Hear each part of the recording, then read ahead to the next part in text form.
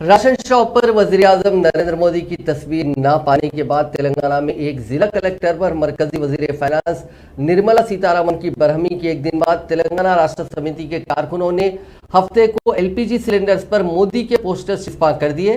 TRS ने गुज़िश्ता 8 साल के दौरान पकवान गैस की कीमतों में गैर मामूली इजाफे के खिलाफ ये एहतजाज किया।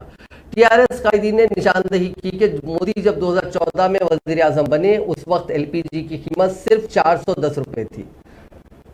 टीआरएस लीडर एम कृष्णक ने अपने ट्विटर अकाउंट पर एलपीजी सिलेंडर्स पर मोदी के पोस्टर के वीडियो क्लिप पोस्ट किए।